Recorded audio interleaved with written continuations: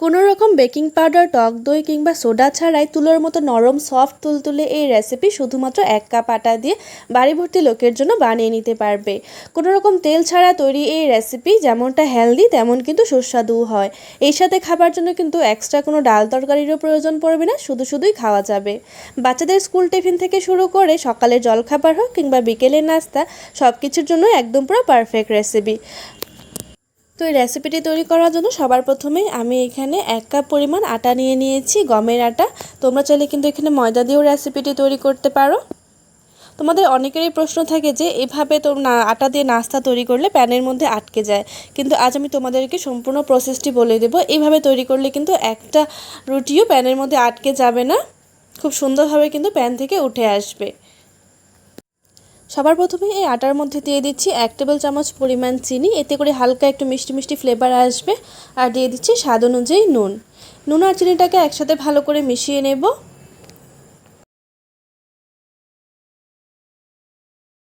আটার সাথে নুন আর চিনিটাকে ভালো করে মিশিয়ে নিয়েছি। অন্যদিকে একটা ছোটো সাইজের আলু নিয়ে নিয়েছি। আলুর পরিমাণটা তোমরা কম বেশি করে নিতে পারো, কিন্তু সামান্য আলুর ফলে কিন্তু এই রান্নার টেস্টটা অনেকটাই বেড়ে যাবে, তাই অবশ্যই আলুটা দেওয়ার চেষ্টা করবে। একটা গ্রেটারের মাধ্যমে ভালো করে গ্রেট করে নেব, একদম মিহি করে গ্রেট করে নিচ্ছি, এতে করে নাস্তাটা তৈরি করতে খুবই কম সময় লাগবে।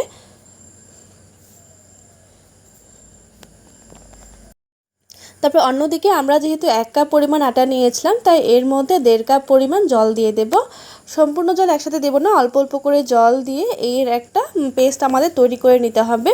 আর পেস্টটা কিন্তু খুব বেশি ঘন কিংবা খুব বেশি পাতলা করা যাবে না, মিডিয়াম করে রাখতে হবে। যতখানি আটা নেওয়া হবে তার দ্বিগুণ কিন্তু জল ব্যবহার করতে হবে। অল্প অল্প করে জল দিয়ে এর একটা স্মুথ পেস্ট আমরা তৈরি করে নেব।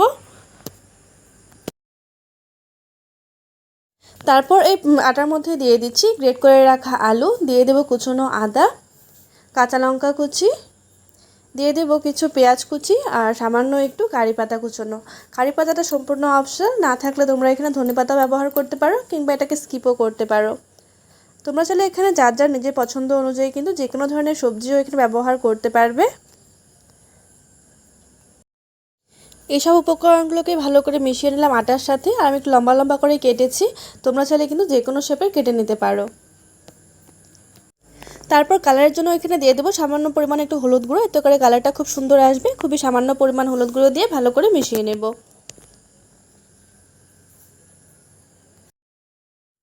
তারপর আমি এখানে ননস্টিকের প্যান নিয়ে নিয়েছি। ননস্টিকের প্যানটা ভালো করে গরম হয়ে আসলে এর মধ্যে খুবই সামান্য পরিমাণ নামমাত্র একটু তেল ব্রাশ করে দেব।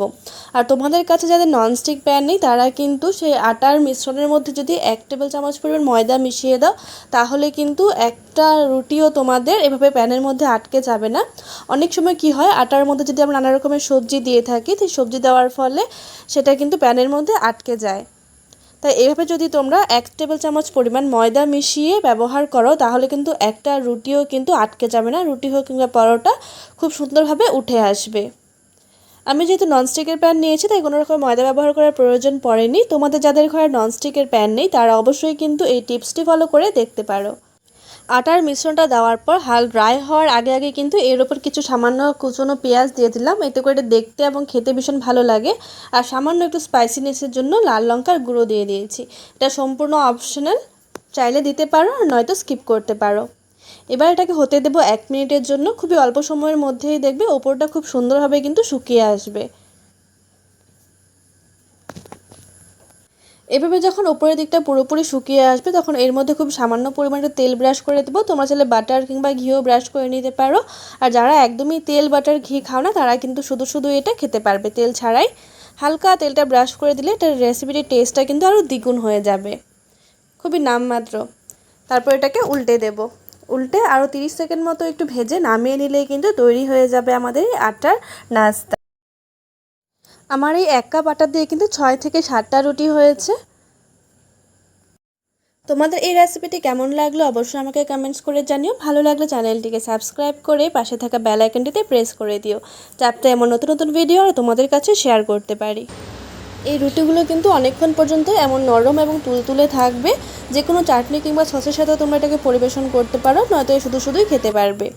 ভিডিওটি শেষ পর্যন্ত দেখার জন্য অনেক অনেক ধন্যবাদ।